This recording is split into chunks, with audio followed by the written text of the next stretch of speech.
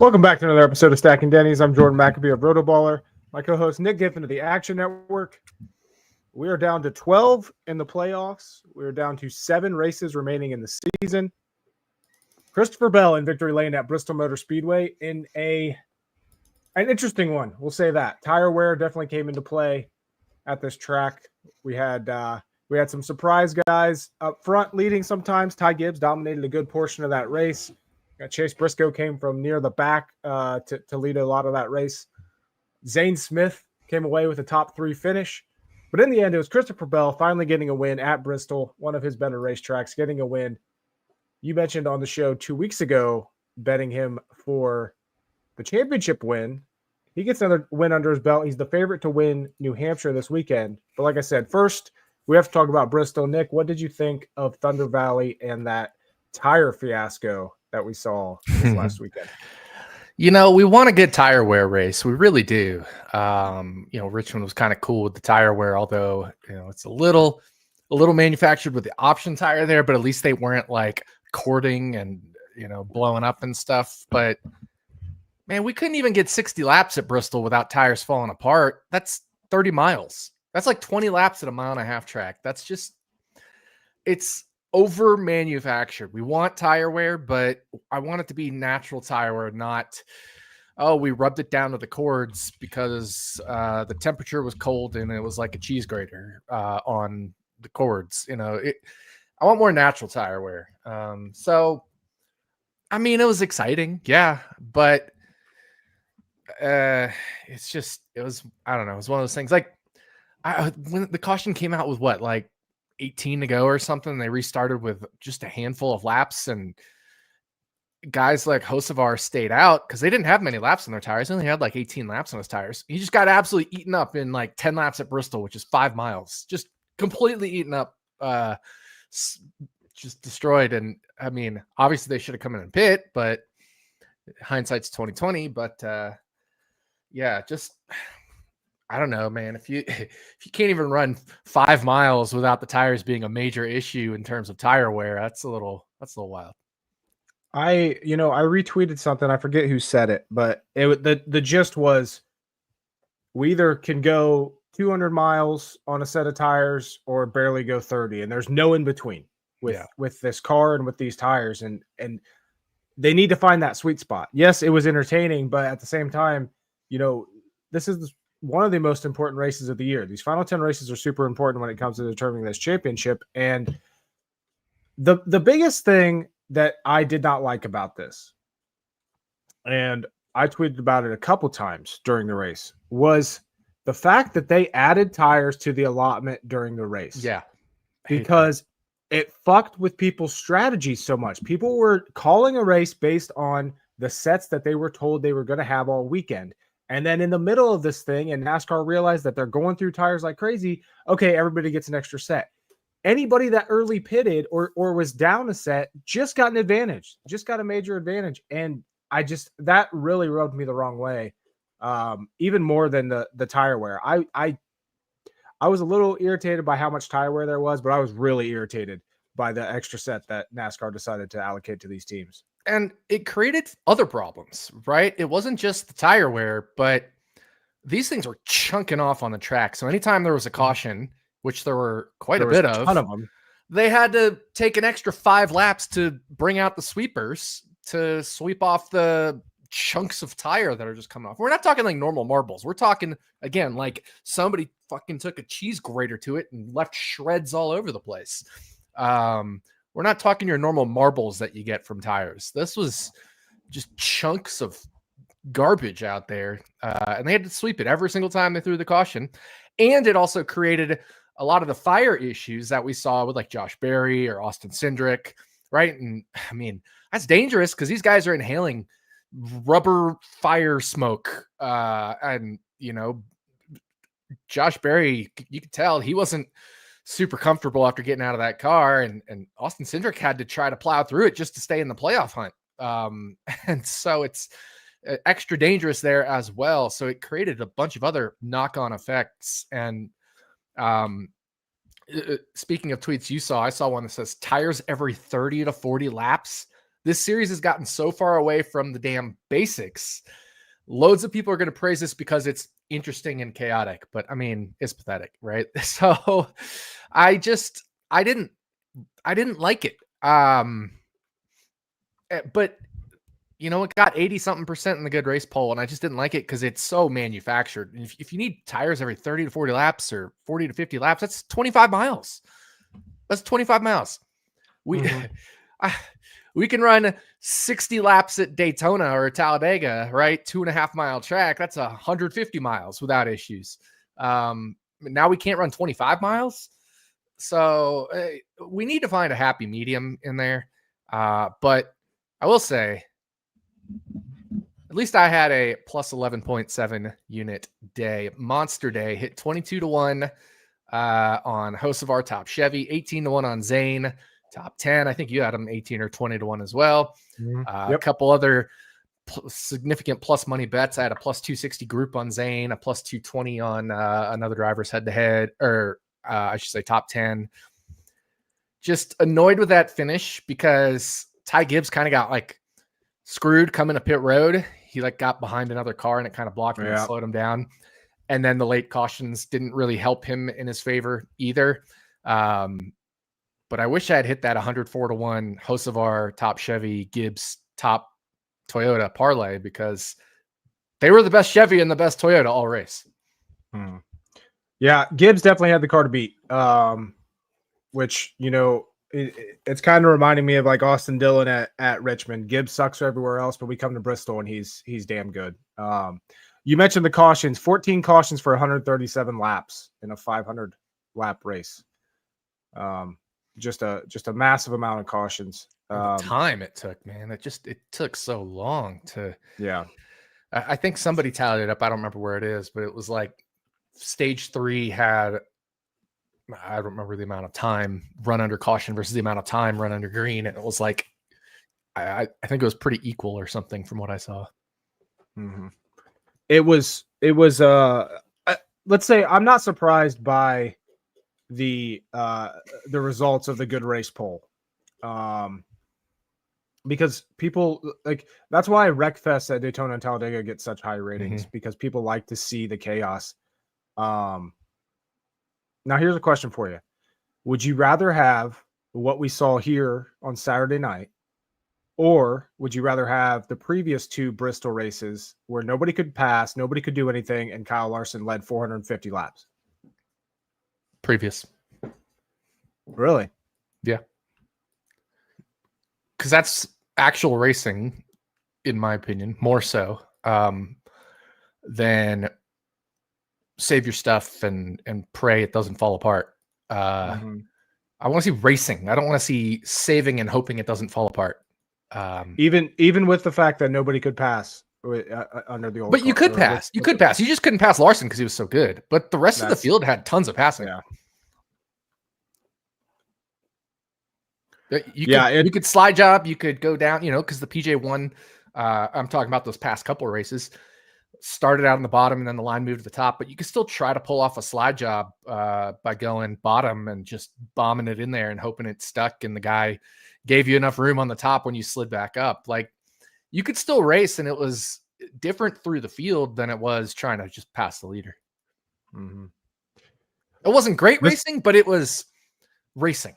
Whereas this was saving and hoping, and it's some people hate fuel mileage races because they hate that they're just saving the whole race, especially in now in the super speedways. That's kind of what it felt like to me. It was just save your stuff,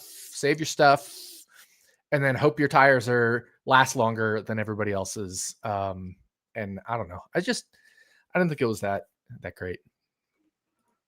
A lot of playoff guys had trouble in that race. Obviously, doesn't matter now that the first round's over, but Larson did not get any stage points, finished 32nd. Of course, the week that I picked him, 36 for 36. Denny Hamlin was not great. Finished 31st. He was 10th in stage 2. Austin Cindric had a good car, but he, like you mentioned, he fell back late. Bubba Wallace had a really good car. I forget what happened to him. He hit the wall. Yeah. But yeah, shout out Zane Smith for a top 3 finish. 12 20-1 was way too long on top 10 odds for him. At any track, I think it is, because Yep. Zane is one of those guys that, he can have a good race, pretty much any race, and sneak into the top 10 at the end. And he had a damn good car in this race. So shout out to him. I know he's still my arch nemesis, but a little bit less on the dead to me list after hitting that. Are we going to have to start talking about Concrete Zane? Second at Nashville last year, third at Bristol, 13th at Nashville earlier this year, which, for that team and driver is on the better side of results. Trying to find Dover. Dover hasn't maybe been as good, but he's had both of his podiums in his career have come on concrete. So it's kind of a that and front row overall has a good Bristol package. You remember Michael McDowell had so many good races here for a front row. So, and Zane looked great in flags, for example. It's hard to say how flags carried over to the race, but I mean, guys like Gibbs, Hocevar that I saw in flags, Zane, they perform well in the race too. And guys that struggled in flags, Kyle Larson, struggled in the race too. It was still predictive. Flags was still predictive, even though practice to race tire conditions were very different. Corey Heim came home with a 6th place finish. Yep. Nice run for him in that 2311 team. Started 38th, finished 6th. Was able to stay on the lead lap and get there at the end. So. Corey Heim was top half in flags. Yeah, as was Riley Herbst, and he finished 18th. Yeah, exactly. Yeah, Riley. Yeah. I couldn't believe Herbst. Like, he looked so good in that first practice group, and there's no way I can just manually adjust them down. I mean, the lap times are what the lap times are. Right. He had like no fall off. I mean, there was very little fall off in general, but some guys ran 60, 70, 80 laps and they went from 15 threes to 16s. Riley Herbst was like 15.6 to 15.8 over the course of almost 40 laps. It was crazy. He didn't have the top speed, single lap time, but over that 40 lap run that he made in practice, he had like the lowest standard deviation of lap times of anybody. And I think it was his crew chief or somebody on his team mentioned how good he is the second time that they get back to a track. Yeah. Yes. That's going to help him a lot, right? because Kansas we got coming up, Las Vegas, those will be second times. Yeah. Talladega, Martinsville, Phoenix, 4 or 5 of the last 7 races are going to be repeats for Riley Herbst. Another guy with a great run, his pit crew did not do him any favors, was John Hunter Nemechek. That team right now is rolling. I think I saw you bet him already for New Hampshire this upcoming weekend, but 14th place finish for him. He had a better card than that. But by the way, shout out to that team. Happy 50th birthday, Jimmy Johnson. Oh, is that car today? Owner. Yep, that's today. Car owner of John Hunter Nemechek and Eric Jones. Nice. So, yeah, big 5-0 for Jimmy Johnson. There we go. All right. Anything else from Bristol for you?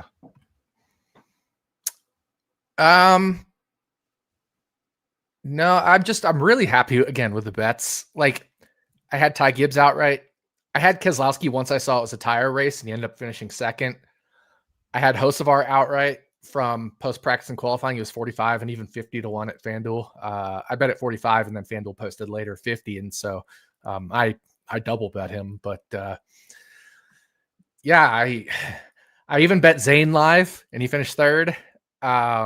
I took a few shots on some live bets, once we saw it was a tire fiasco and we saw who was kind of in the mix there.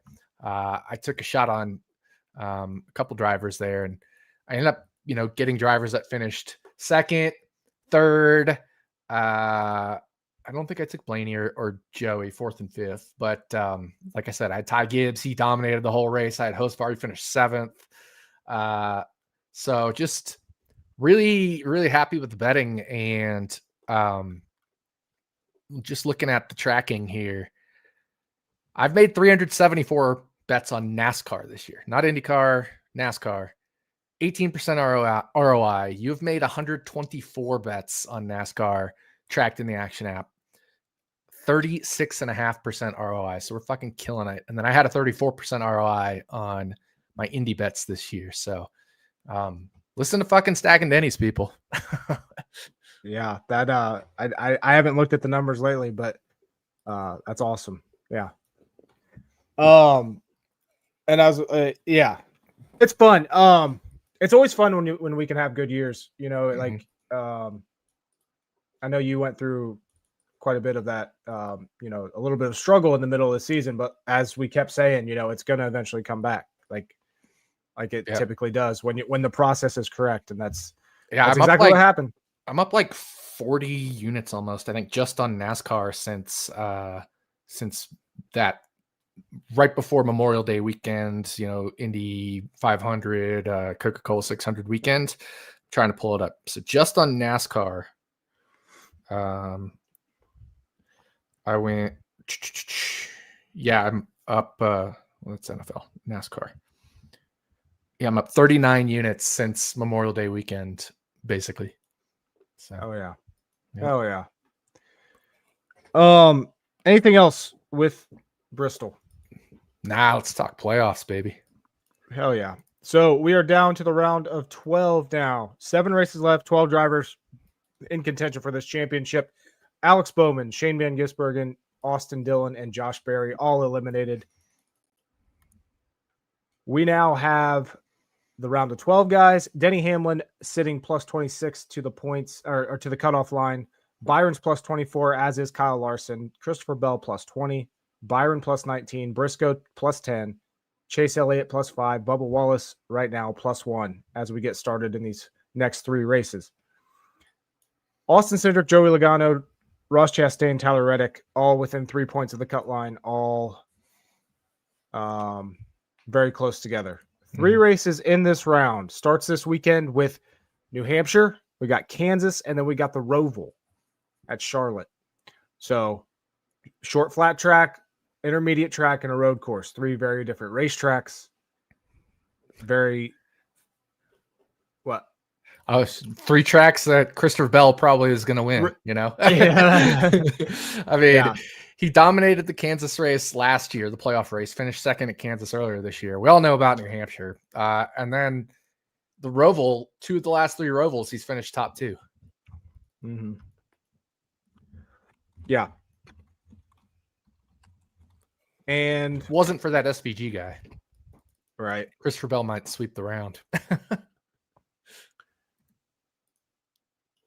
But yeah, starts out, I was hoping, by the way, so this weekend's race at New Hampshire is the Mobil 1 301. And sometimes Christopher Bell runs the Mobil 1 paint scheme. I was hoping. I whenever I see those 2 connections, it seems like more often than not, the guys win the race. Yeah.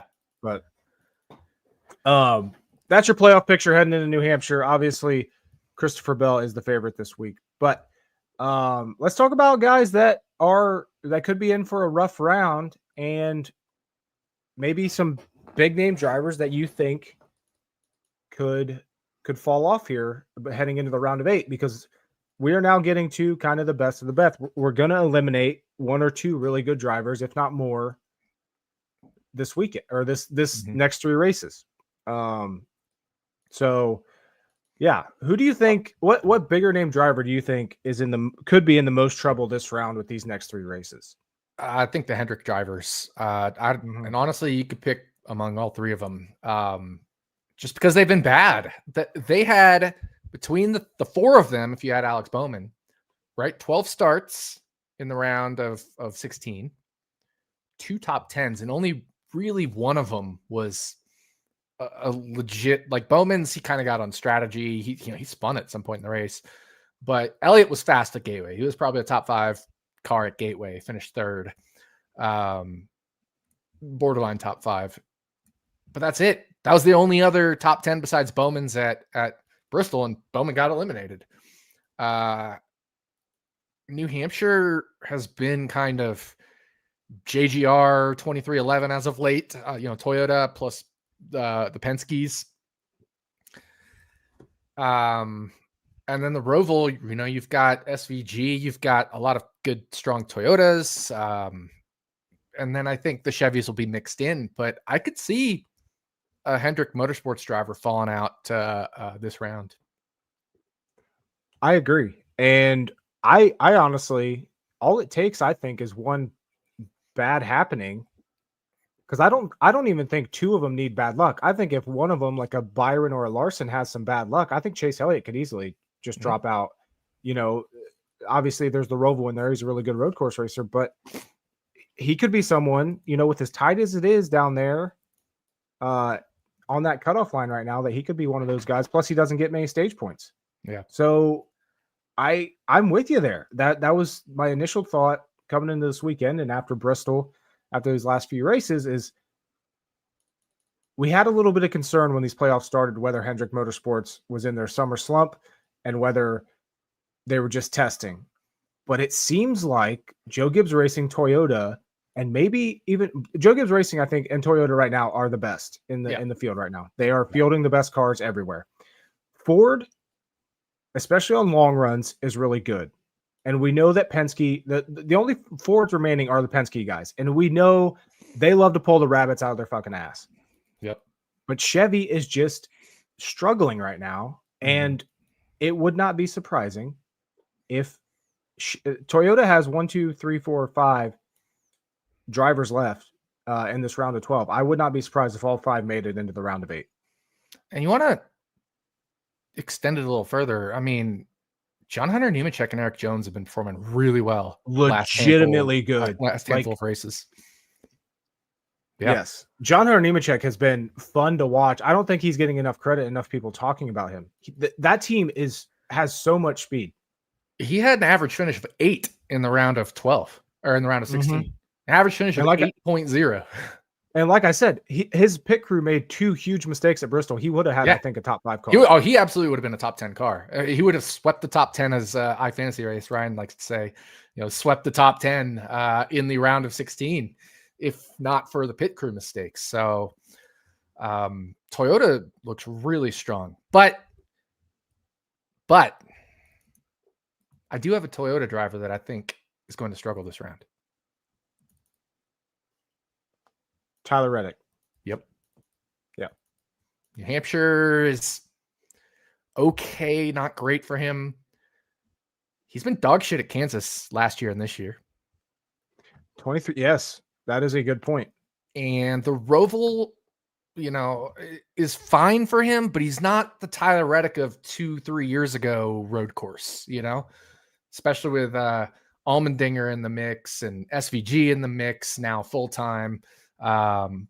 He's had some good road course results, right? 3rd at Chicago, 6th at Sonoma, 9th at Glen, 3rd at Coda, but he's not the driver that's just popping off road course win after road course win like we saw in 2022, 2023.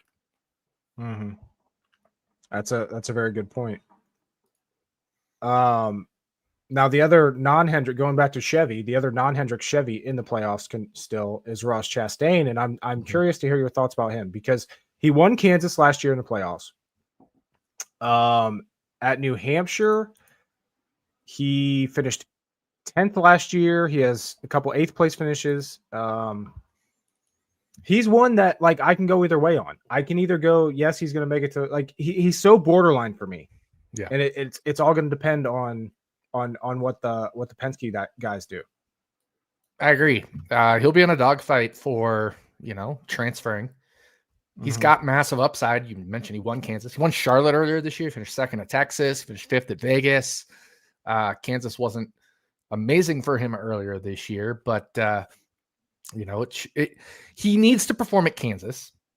He needs to perform at the Roval, where he's had some hit or miss road course results in general throughout his career. He needs it to be a hit. And I think with New Hampshire, he kind of just needs to survive. You know, he's had, since 2021, since he went full-time with Ganassi, he's had an 8th, a 23rd, and a 10th, right? He needs that 8th to 10th. Yes. To have a chance, I think. He needs stage points, and they haven't done a good job of getting them this year. And I think that could be his Achilles. Yep. You know, you look at the season, Ross Chastain has 94 stage points. Yeah. William Byron has 263. That is a massive gap, wow. That's huge. right? Like, Yeah. But hey, I mean, Bubba Wallace, he's going to be good at New Hampshire.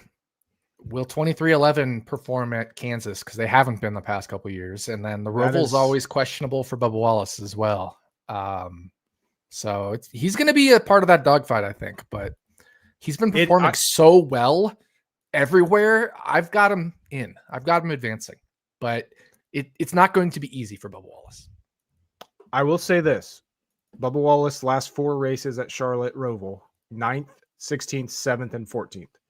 Majorly improved there. It's all going to come down to Kansas for both him and Tyler Reddick, I think. Completely if agree. 2311 at least gets close to their level before where were they at Kansas, I think they'll be fine. And I think Bubba will make it to the round of 8. Yep. If they don't, I think it could be super close. Yeah, I agree. Mm-hmm. What do we think about these Penske guys? Cindric, Logano, and Blaney. Obviously, Blaney has a good start here in this round, plus 19 on the cut line to start out with. Cindric and Logano are below the cut line. Short flat tracks are one of Penske's strengths, so they should be good this weekend. Cindric has kind of struggled here. He's never finished better than 13th, but Logano's been good here. Blaney's been good here. They haven't quite got the results that they expect. Blaney can win at the Roval. I think Logano and Cindric definitely are going to need great efforts at Kansas and this weekend at New Hampshire if they want a chance to advance. And here's the thing. Logano has not been good at the mile. Yeah, he won Texas, but he's not been good at the mile and a half this year. Yeah. That was kind of fluky, right? Fuel mileage stuff, if I remember correctly. Or late race caution stuff. I don't remember exactly, but I know he wasn't super strong at Texas. He finished 9th at Kansas. He's going to need that 9th place finish, but like 15th at Vegas, 17th at Charlotte. That's kind of where he's been at Michigan, 22nd. It's kind of where he's been on the mile and a half, 2 mile intermediates this year, is in that low mid teens, if not even a little worse on occasion, pushing the top 10 on occasion as well. But he's going to need better than that at Kansas. The Roval, I mean, let's face it, he hasn't been great at road and street courses for a while now. So he's going to need a Penske result at New Hampshire. We know, like you said, we know what they can do in short flats, but he's going to need results at Kansas and Roval. And similarly for Austin Cindric, he's going to need to outperform what he does in all 3 of these typically, because as good as Austin Cindric can be on road courses and street courses, he hasn't been amazing in the past couple years. He was honestly better earlier in his career than he has been lately on road and street courses. So Austin Cindric's going to have to outperform, I think, in all 3 races, what we expect from him. Although I will say he's been better than Joey on the intermediates this year overall. I just don't. Yeah, I'm with you though. I don't know if that, if being better than Joey is going to be enough. No, exactly. And when I say better than Joey, I mean not like amazingly better, but I mean he had better speed at Vegas and Kansas, even though I think Joey finished better at Kansas. They're about the same at Texas and I don't remember Michigan, but I think something must have happened to Cindric because he finished 31st, a lap down. Maybe he was just slow. I don't know. Are there any guys this round that you feel are pretty damn safe? I know Christopher Bell's probably on that list. Yeah, honestly, I think Bell and Hamlin are 1A and 1B on the safe list. Blaney should be fine. I wouldn't say, Roval is particularly strong for him, but it's also not bad for him. I mean, he has a win at the Roval, the inaugural Roval. So he should be fine as long as he doesn't run into issues or his pit crew doesn't cause problems. And I think this is a really good round for Chase Briscoe. So yes, I don't have him safe just because of the points gap. Anything can happen, but this is a good round for Chase Briscoe. I am still I like Christopher Bell. I'm with you there on championship, but I think Briscoe's right there. Yep. I agree. am every single passing week. I am. By the way, at Richmond or some race, I thought I was live betting Briscoe in a race, and it ended up being for the championship. So I'm holding a Chase Briscoe 30-1 championship ticket right now. Nice. Yeah. So maybe that's part of my bias here of why I like Chase Briscoe to win the championship. But I legitimately think that team is championship caliber. They have come together so well, and they're catching fire right now. Now, is it too early? We'll time tell. But no, I'm with you there on Christopher Bell, Hamlin, Blaney should be good as well. And then after that, I think those three are the top tier right now. And then I'd probably put Briscoe, Larson. Byron struggles at New Hampshire. He does not have a single top 10 finish here, but he's so good at Kansas and Charlotte. Yep. A mistake there could get him into some muddy water if he has a typical race at New Hampshire. I will say that. And then I think it's the tier under that where it's, wide open. So honestly. It's like, Briscoe, Byron, Larson in that second tier, and then third tier wide open of everybody else. And it's just going to be a dogfight between those guys. Yep. On who gets those final two spots. That's how I see these playoffs, this next round shaping up. So, who is your 4 out after the round of 12? Joey Logano, Austin Cindric,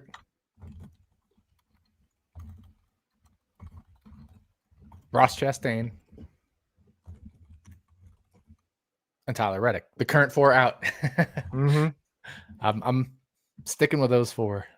They're the 4 bottom right now, and I think they're going to be the 4 out. I want to be different than you. Cindric, yes, is my number 1 out. I think Cindric's out. Reddick is a tough one, man, because that's just tough. They had so much speed earlier this year, and they've kind of fallen off. And I kind of want Chastain to make it, but and then there's the Penske thing where they just pull shit out of their ass. I'm gonna go Cindric out.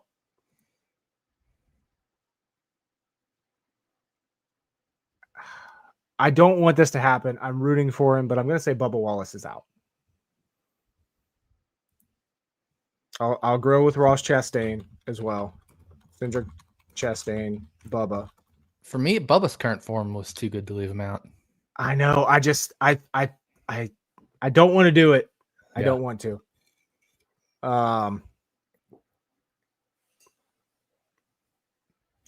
then I'm going to go Reddick too.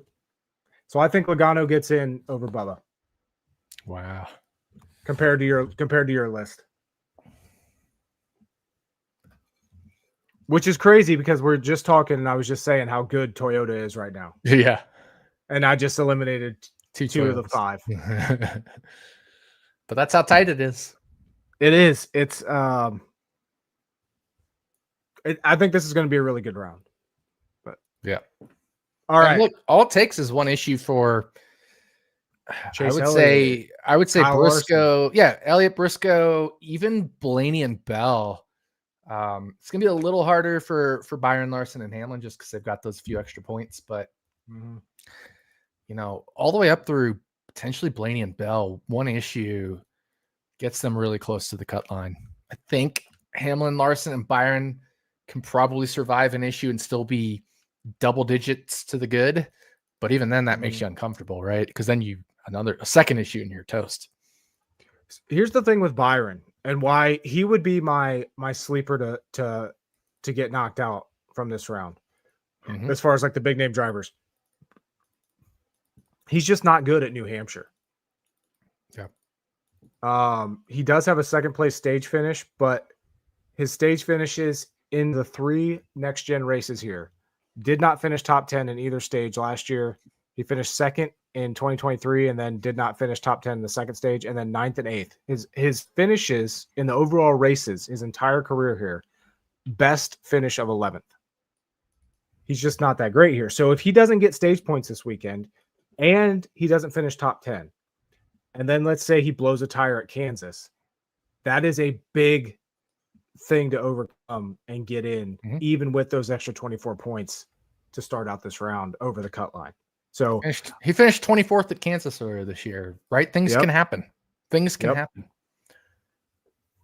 So I think Byron's one I want to keep an eye on this weekend and see where he's at next weekend. I think he's a sleeper to drop out. And then, like the Larsons and the Hamlins and the Bells, it's going to take, I would say, catastrophic stuff for those guys to miss out, but it's not impossible. Hendrick is not running the best right now. 7 starts at Kansas in the next gen era for William Byron. He's finished 15th or worse more than half the time, 4 of them. So yeah, things can happen. I'm switching my pick. Oh, Bubba's in, Byron's out. Oh, You heard it here first. Byron's out in the round of 12.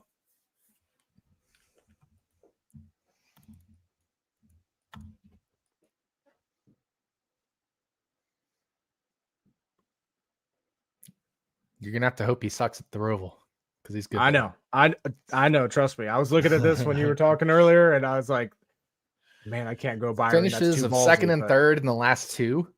Plus, in 2020 and 2021, he finished 6th and 11th, but he led the most laps in both of those. Here's my thing. And started on the pole in 2019, although I think that was by qualifying time. That was pre-COVID. So here's my thing. If Byron gets into a points deficit heading into the Roval, I think we can all agree, if nothing goes crazy, SVG is going to win that race. Mm-hmm. And if Byron's in a must-win situation, or Allmendinger. If Byron is somehow in a must-win situation in that race, I don't think he's going to beat SVG. I agree. So yeah, I'm gonna, if there were betting odds right now for Byron to not make the round of 8, I think I would take that side at, if it was whatever, plus 300 or it's probably not that high, but you get what I'm saying. To make round of 8, they have yes no at Bet365. They don't have William Byron. They have 1, 2, 3, 4, 5, 6, 7, 8, 9, 10, 11 drivers. Byron's the only one they don't have listed. Are you serious? That's on web. Maybe it's just not displaying right on the web. Let me check on mobile. But I cannot believe that. That's actually crazy. Are they listening to us? 1, 2, 3, 4, 5, 6, 7, 8, 9, 10, 11. They don't have Byron listed. That is insane. What are the chances? What the let's say Byron is in the neighborhood of Christopher Bell. Bell's plus 320 for no. Hamlin and Larson are plus 375 for no, right? So it would be more than 3-1. If they had it right now, I'd bet it. Absolutely. I would bet that immediately. Yeah, I agree with you.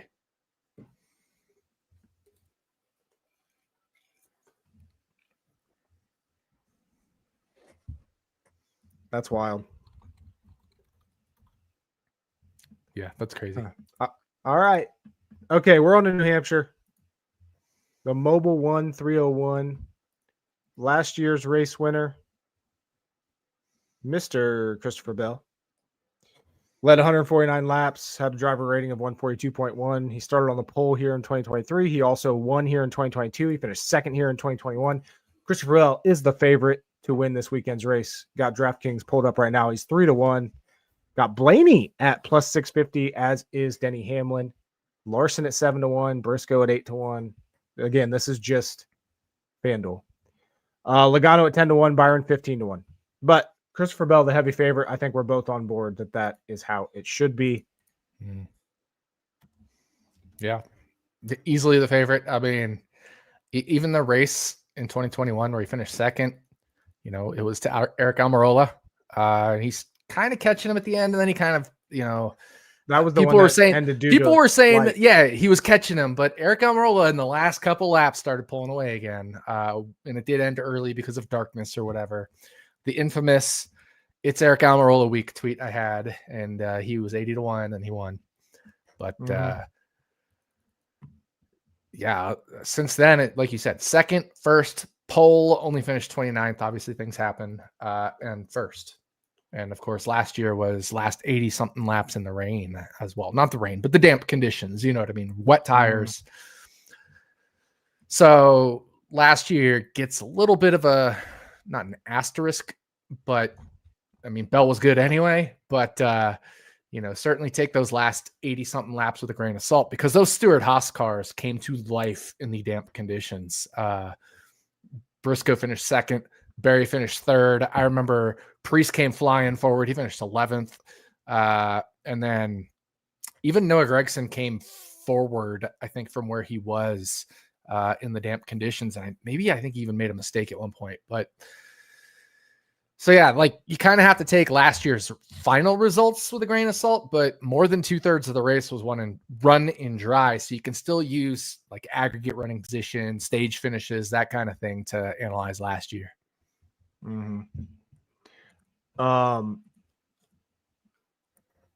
These damn ads keep showing up when I'm trying to look at something. I'm a little surprised by Blaney being second in the betting odd market. But then again, I'm not, because like I said, Penske and these short flat tracks.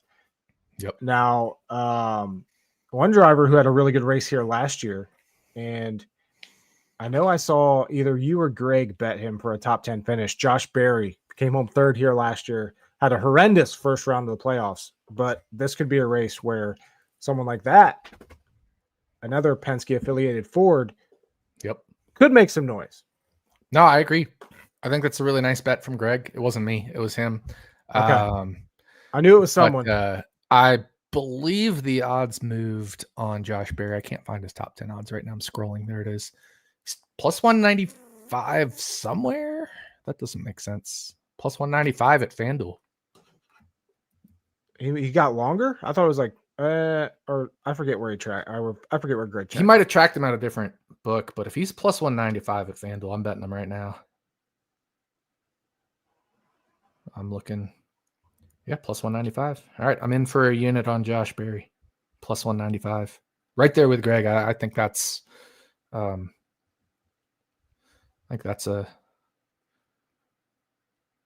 good bet.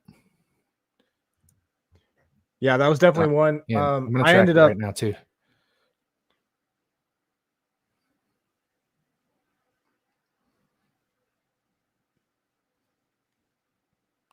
I was thinking about tailing that as well. I ended up betting Buescher top 10 plus 240. But I'm right there with you on Josh Berry. Having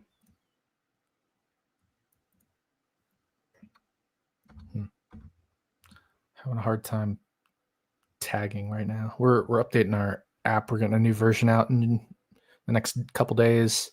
Updated app version for the Action app. I'm just gonna leave no pick note. Anyway, plus 195.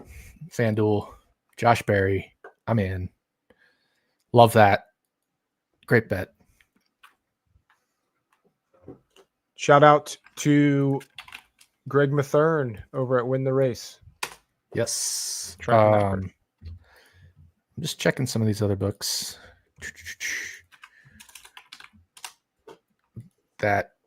So there's a couple books we can't get in the Action app. We just can't get the APIs for NASCAR, ESPN, and Bet365. So I'm just checking theirs to see what they have. So plus 175 at ESPN for Josh Berry. And what is he at Bet365? Just to make sure I got all bases covered to help give out the best number, even though I already tracked it. Plus 180 at Bet365. So yeah, it looks like FanDuel has the longest odds on him. Back to FanDuel giving the longest odds on top 10s. I love that. Yeah.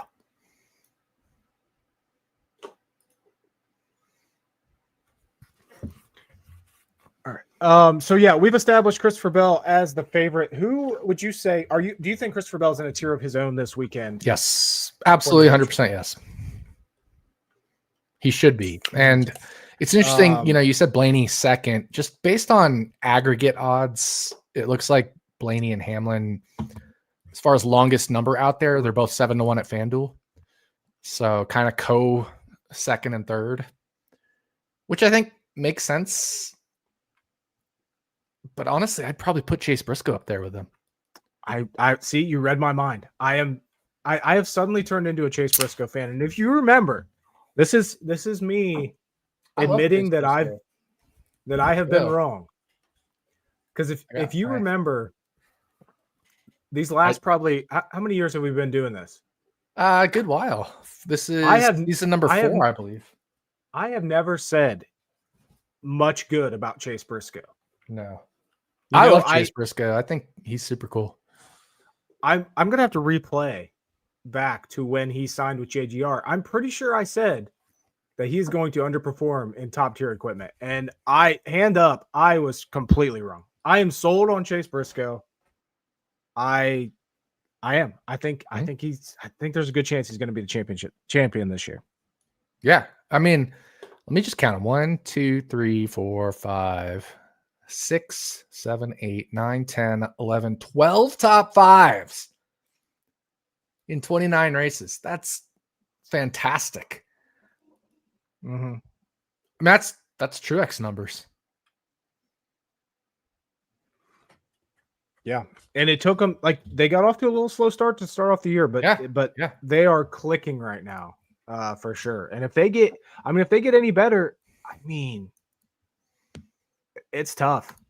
The most improved award from first half to second half is either Bubba Wallace or Chase Briscoe, and they're competing with each other because those two have both been lights out from, first to second half. Briscoe was more like right at halfway. Bubba was more like, once we got to Dover, once we got past some of those road courses, Chicago and Sonoma, Bubba's been amazing. But yeah, it's between those two as far as like first to second half improvement. Mm-hmm. And I guess, John Hunter Nemechek. Yeah. But, we're not talking about John Hunter Nemechek winning this race, whereas, or winning races, but, Chase Briscoe, Bubba Wallace, like they're there. Especially Briscoe. Briscoe's there. John Hunter Nemechek can win this race. That's a take. I saw you bet him top 10, correct? Yep. John Hunter Nemechek can win this race. It's not going to be easy, but he can. Right. He's not going to go out there and dominate this thing. He can be in the top 10. And who knows what the hell happens if we get New Hampshire restarts at the end. And Stevie pointed this out on Running Hot. 5 of the last 6 New Hampshire races have had 8 or more cautions. Yeah. So. And also, obviously Christopher Bell is the favorite, but you remember a few years ago when they started this race in the rain and all of the favorites got taken out on lap 1/2. Yeah, exactly. And then they raced in the rain last year. So not that I think it's going to rain. I think the forecast looks amazing. But even without rain in the forecast, we still get cautions at New Hampshire. And I think some of it has to do with the fact people don't think about this, but New Hampshire, even though it's flat, is a variable banking track. It's 2 degrees in the bottom and it's 7 degrees at the top. And that promotes multi-groove racing. So you can make moves on people at New Hampshire and run multiple lines. And that can... people sleep on New Hampshire for good racing. I think New Hampshire is in the top third of tracks for me as far as like races I enjoy watching. I'm there with you. I've always enjoyed New Hampshire. It's always been one of my favorite tracks. I don't like that we only go to it once a year. It's one of my... I enjoy it. Yeah, I do too. So I'm excited for this weekend. I think it's going to be wide open outside of Christopher Bell, and hey, anything can happen. Christopher Bell might miss it, or he might run into an issue. Who knows? But yeah, I think heading into the race weekend, Christopher Bell is by far the favorite. But what was it? Was it Iowa or Gateway that we expected him to be in the conversation, and he wasn't in the conversation in any of those races. Yeah. So should he be the favorite? He wasn't bad. He just wasn't in the conversation. Right. And with I think it was Gateway. Was it Gateway? Gateway, he was really good. He had the best car at Gateway, and he never got fucking track position, and his team screwed him over with pitting late on every sequence. Iowa, they missed it for sure. So yeah, it's certainly possible. But then you go back to him being dominant at Phoenix again this year, and short flat track is Christopher Bell's bread and butter. So yeah. All right. Anything else from you for New Hampshire before we get to our picks? Yes. Yes. I was just thinking about this simply from a title perspective, but Bet365 has to make round of 8. Right. So I'm looking at this. To make round of 8, Bubba Wallace, I'm just using Bubba as an example. He's plus 110. Then to make round of 4, he's 6-1. Now that if he does make the round of 8, he won't be 6-1. He'll be closer to even money. I'm just trying to price this out in my head. He would be, let's say, 2-1, 3-1 to make the round of 4. So you double your money, then you 4x your money. So that's 8x. Then what would he be to win the title? He'd be probably closer to 5x your money. He'd be close to 4-1 because he wouldn't be the favorite. So 5 times 8 is 40-1. You almost should just, if you want to bet Bubba Wallace to win the title, as an example, you should do a rollover rather than betting him to win the title. You know what I mean? Yeah. Because I think right now, kind of like I do with the NCAA tournament where I do the money line rollover. If you want to bet Bubba Wallace to win the title, or whoever, insert X middle longer shot driver, if you have it available to you, which I think right now maybe only Bet365 has, maybe Bet Rivers does. I don't know. I haven't checked. Bet Rivers usually does, but I don't think sometimes they don't offer the no side. Yeah. Well, I mean, but you're only doing the yes if you're trying to bet the championship. Yeah. But if you have, I still got Byron in my head. Round of 8 somewhere at a book, like it's so much better to do a rollover than to bet them to win the championship straight up. But of course, it all depends on if you have access to that. Also, the rollover strategy, like you can then pull out maybe like your initial bet or some profit and lock that in and still have the bet, whereas you're not. And we've talked about it before. Neither of us really like making, especially early in the season, championship bets.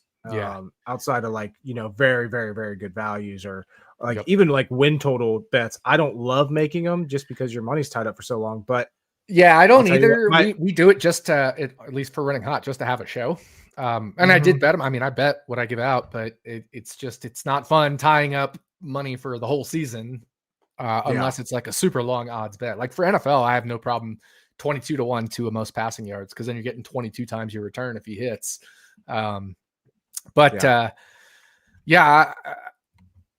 We get to this point in the season where it's close to the end of the regular season or it's in the playoffs, and you'll find, you talked about it before, like Blaney will be 25 or 30-1 randomly because looks like he might miss, and then he wins the race and goes on to the championship and wins the championship, that kind of stuff. But I just bet Bell because I was like 9 out of 10 races here in this round, Christopher Bell is going to be really good. And the only one that we don't know he'll be really good is Talladega. Right. And he was really good at Darlington until the pit road contact. He was a top 5 or 10, at worst top 10 car, but definitely I thought more like a top 5 car. He was I thought he had the best car at Gateway. And I know other people agree with that, and kind of got, again, screwed on strategy and track position. And then he won Bristol, even though I thought that was where he was a back half of the top 10 car. But we all know he's going to be great in New Hampshire. I mean, we just said it. He could win this whole round. He could sweep this round. SVG pending on Roval. We know he's going to be great at Las Vegas, or at least very good. We know he's great at Martinsville. We know he's great at Phoenix. Talladega is the only question mark. So that was why I bet Christopher Bell 6-1. And then when he had a bad first race at Darlington, bet him at 8 again or whatever it was. So it's rare I make championship bets, but I felt very strongly about Bell's schedule. And he even admitted it. Like, he said these tracks in the playoffs for us this year specifically are ones we need to take advantage of and get there and win it. Mm-hmm. More so than any other year, he said. Like this, he knows this 10 races set up really well for him. So I don't love betting championship futures, but I did bet Bell. And if you're looking to bet a championship future and you have access to rollover, that's what I would do for middle and longer shot drivers. 100%. Excuse me. 100% on board with that. All right. Anything else from New Hampshire here for you? I bet Todd Gilliland to win. I saw that, and I support it because we're big Todd Gilliland fans on this show. Yes, But don't go let's crazy, talk- and you only need a couple bucks on it, but you also need 1,000 to 1. Circa had 1,000 to 1. I don't know if anywhere else other than Circa has 1,000 to 1, or Westgate if you're in Nevada. But I threw a little bet on him. Todd Gilliland led 19 laps last year before the rain. Finished 12th. He finished, 10th at Martinsville a couple times, which isn't an amazing comp for New Hampshire, but similar track shape. It's just half the size, so similar technique.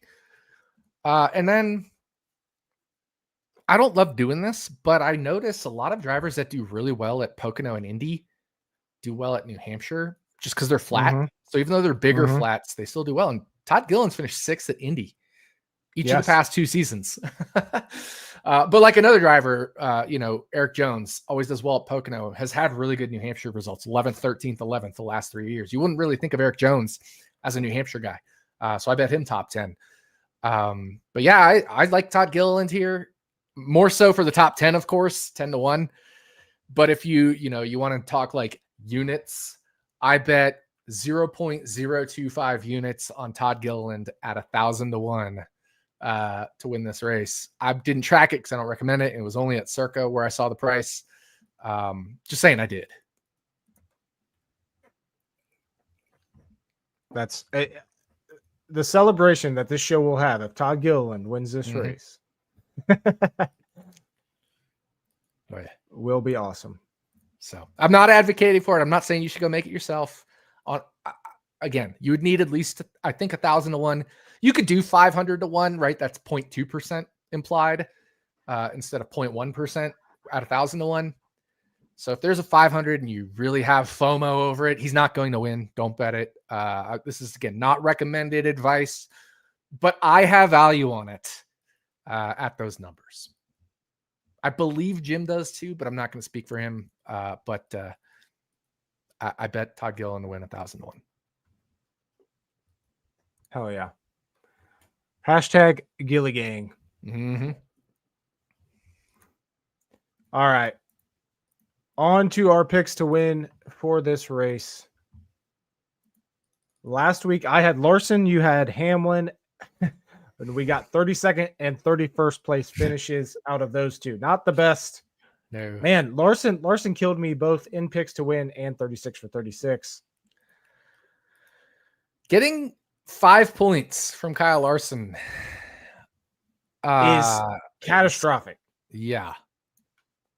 Catastrophic. That's I got not good. 56 from him.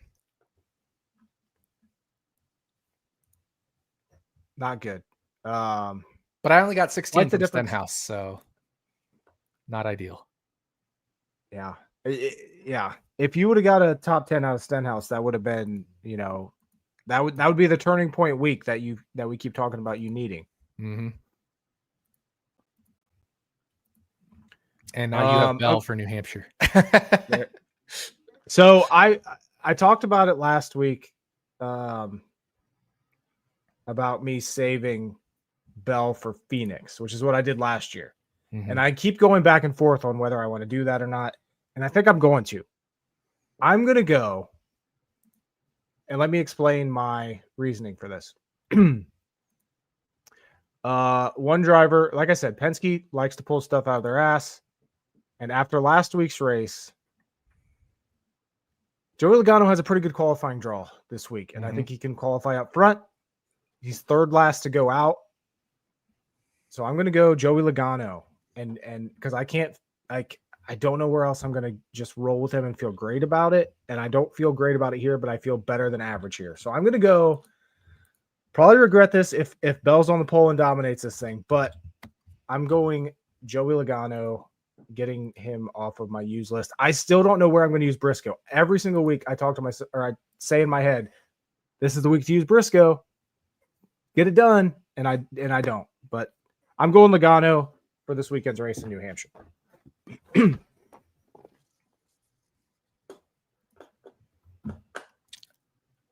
I feel like I should go with the 42. I'm definitely not going Byron. Definitely not going Riley Herbst. Definitely not going. I don't think I'm going Daniel Suarez. I don't ever remember Suarez being amazing at New Hampshire, but yeah, not going Suarez.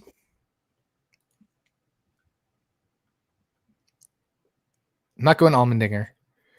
So that leaves the 2 or the 12 if I don't want to go John Hunter Nemechek. Blaney I could use at Martinsville or Phoenix. Where the heck would I use the 2? As we both had him penciled in for Gateway, and you didn't use him to be different from me. So yeah, where else are you going to use him? Talladega. That makes no sense because I have Riley Herbst. Yeah. Finished 6th at Vegas, I guess. I mean, if I want to be different, I could use him at Roval and shove Allmendinger somewhere. Martinsville, maybe. I don't know. 42. I'm going to use the 42. I like it. I bet him for top 10. He's running well. I didn't say why I bet him for the top 10. Just that we did. But he finished 6th at Gateway, which is arguably the best comp for New Hampshire, right? 1.25 mile versus 1 mile oval. But he also finished 14th at Phoenix earlier this year, which would be the other best comp. Yep. So you're getting a 10th place average finish. By the way, he finished 15th at Iowa, which would be the other next best comp, right? So like John Hunter Nemechek has been good, and John Hunter Nemechek finished inside the top 10 at this track last year. And it wasn't just the rain. Certainly that helped, but he ran well enough all race to hang around to benefit from the rain at the end. So give me John Hunter Nemechek for 36 for 36. I really like that. In addition to what you all said, the biggest Achilles heel for Nemechek and what he's had to overcome most of this season is bad starting positions. He goes out 18th in qualifying order this weekend, which is a good draw for that team. Yep. If he starts, should have been better with the Bristol finish have been better, but yeah. If he starts mid-pack, yeah, I might end. I think I'm going to end up betting him top 10 as well. And you've got Eric Jones, who's finished 11th, 13th, and 11th here each of the last 3 years. So the team is good here. Yes. And let's not forget John Hunter Nemechek. It's crazy. He's 28 years old, but he has like 1 billion wins in the Truck Series, 13 Truck Series wins, 11 Xfinity Series wins. This is a guy that's competing for titles year in and year out in the lower series. He is a quality driver. And he's in his 3rd full-time Cup season. We usually say these guys need their 3rd season to really get into things, and he is. Yeah, I don't think it's hard to argue against John Hunter Nemechek right now as far as that mid to low tier driver. I think he's outperforming the hell out of everybody. Yeah. So absolutely on board with you there. All right. So 36 for 36. I have Logano. You have John Hunter Nemechek. Picks to win. I have Christopher. That's next. I am going Christopher Bell. I hate to do it. I'm going Christopher Bell. Yeah. It's a rare double up. We like to be different on our picks to win. I can't go against the guy I'm betting for the championship here. He is so far ahead of everybody else. Yeah. That's the thing. And that's why it's tough to go against him. If I went different, I would have gone Chase Briscoe. And that's valid.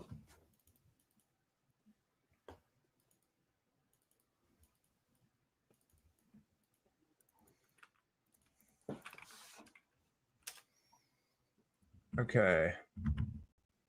DraftKings. We did not end up doing that last week because I was gone and I can't seem to send you a lineup. A lineup without or not having service. So yeah, back on it this week. Let's see here. Okay. I think easy first click for both of us is going to be Christopher Bell. But I'll tell you what. Zane Smith at 5,300 is another just absolute. He's top 15 at Phoenix, or no, 9th at Phoenix earlier this year. Just one of those drivers, like I said, could every single week could get there. So I'm going to go Zane Smith. I think that's a bargain at 5,300. I could go Todd Gilliland, but I'm going to go Zane. And then John Hunter Nemechek, 6,200. I think is a very fair priced option. Now, I've went through two different lineup types in my head so far of what I want to do. And I thought about going starters and scrubs, going 3 big guys, 3 lower guys, or going a little mid-range. So, and I still don't know what I want to do. So I'm going to go, give me, I don't know if I want to go stars and scrubs here. So I'm going to go Logano.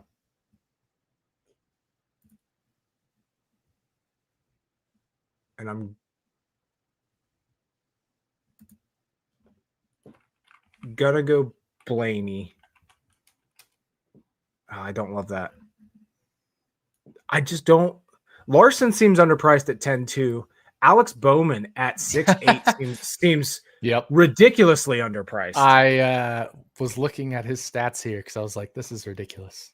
They're not that great. No.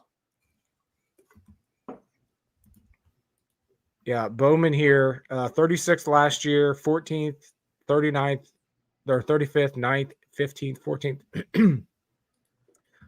But I just feel like getting a guy like Alex Bowman at 6,800 is too much to pass up. Or too good. He's too underpriced despite his bad history here. So I am gonna go Alex Bowman. I'm gonna go Bell and then the Penske teammates of Blaney Logano, Alex Bowman, John Hunter Nemechek, and still dead to me, Zane Smith. So I got 2 dead to me drivers on my DraftKings lineup this week in Christopher Bell and Zane Smith.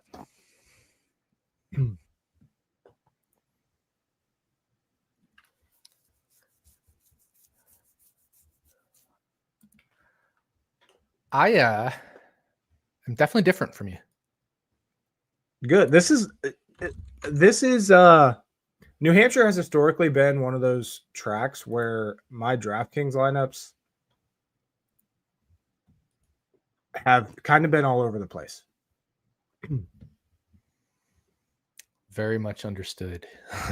Very much understood.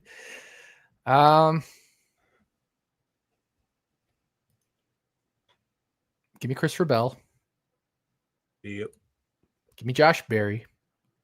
He was on the first one I was messing around with. I clicked him.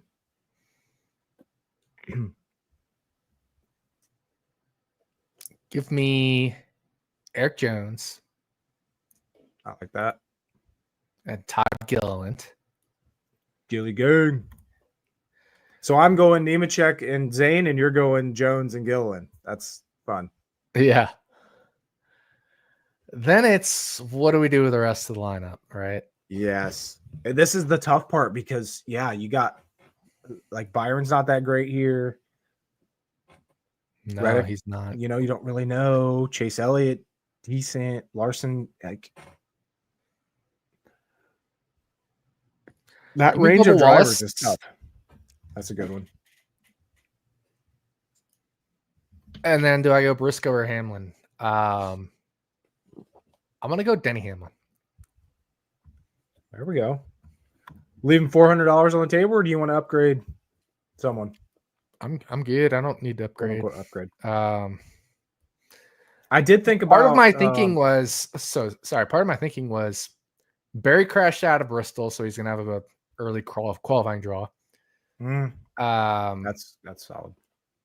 And of the playoff drivers, Wallace and Hamlin had issues at Bristol, so they're gonna be on the earlier side. I think they could still put it up towards the front. And Gilliland didn't have an amazing New Hampshire, and same with Eric Jones. Bristol. So I just wanted like Bell for possible pole and domination, and then just drivers I feel comfortable with at this track that should be on the earlier side of their qualifying draws relative to where they might normally be. Mm-hmm. All right, there we go. After a week off, back at it with stacking Dennys this week. And hopefully a good race at New Hampshire. Like we said, this is a fun track. Both of us enjoy this track. Hopefully it puts on a good race. And we start out this round of 12 on a good note. I have a wine about it. Mimosa. Ooh. Straight from the bottle too. Let's go. IndyCar schedule came out. I was talking about this at the bar last night. I'm honestly excited for the IndyCar schedule. I think it's a very good schedule, other than a couple minor things. So my whine about it is all those IndyCar fans that are shitting on the schedule. Mm-hmm. It's maybe my favorite IndyCar schedule since the kart days. Back when it was IndyCar IRL and kart were split before the open wheel remerger. Kart had the most superior schedule of all time. I mean, nothing will beat 99, 2000, 2001 kart schedule. 21, 22 races, tons of different tracks. I mean, that's the glory days. We'll never get back to that. But in this 17-ish race era, this is the best schedule they put together, in my opinion. And nothing beats having potentially 20 million viewers of the World Cup final. Last time the World Cup final, I think Fox got 18 million viewers. It's going to be in the US this time. Especially if the US makes it. They won't. But what if the US makes the World Cup final on their home soil?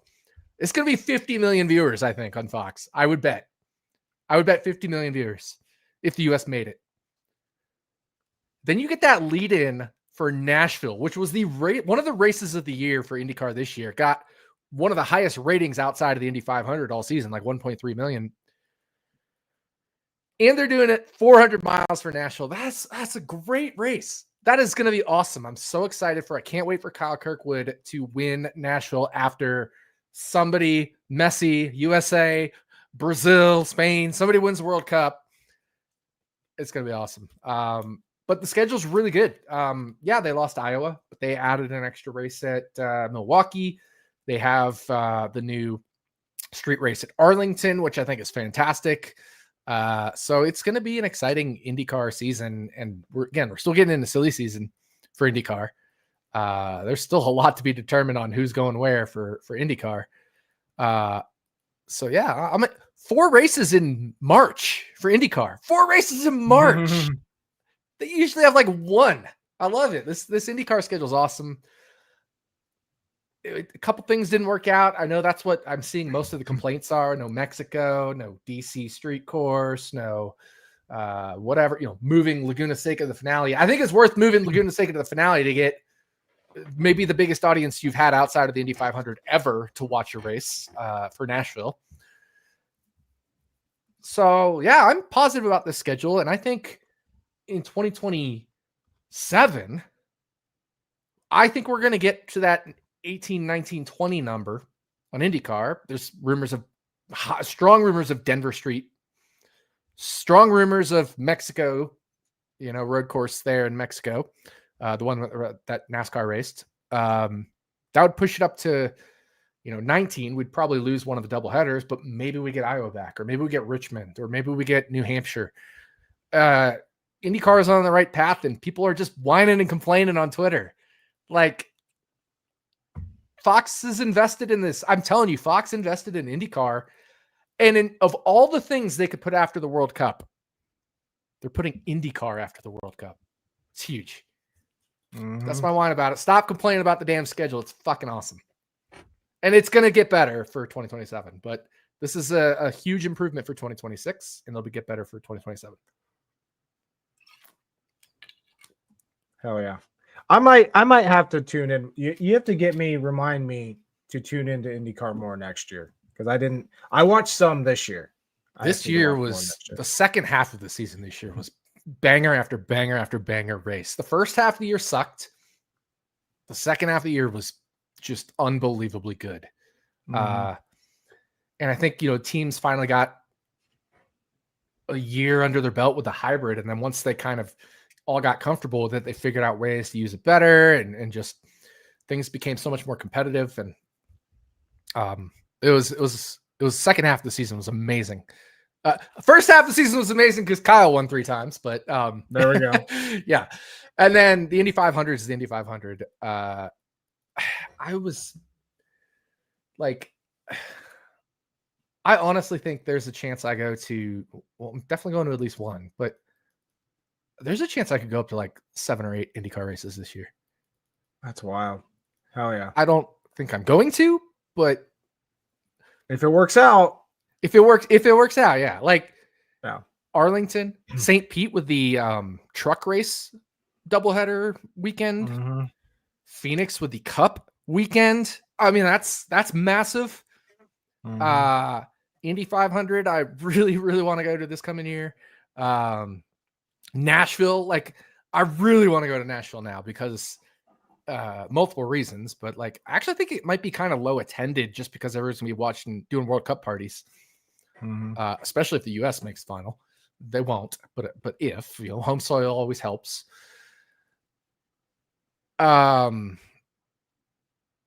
Yeah, there's a lot of races that I could be going to, at least, thinking of at least 5. Oh, Long Beach 6, right? Like, I try to go as many years as possible. So, like, I'm not going to probably get to 6 races, but I would expect the multi-race year for me this coming year for IndyCar. I've only gone to 1 each of the last 3. Well, technically I went to 2 because of the Iowa doubleheader, but 1 race weekend a year for the last few years. So, like, Portland, I always want to go to Portland. So yeah, we'll see. Anyway, nice. Totally random whine about it. If you're here for NASCAR, sorry about that. All right, everybody. Enjoy this weekend's race at New Hampshire. We'll be back next week to talk about Kansas and see if someone can, Christopher Bell, lock themselves in to the round of 8 this weekend. See you guys. See ya.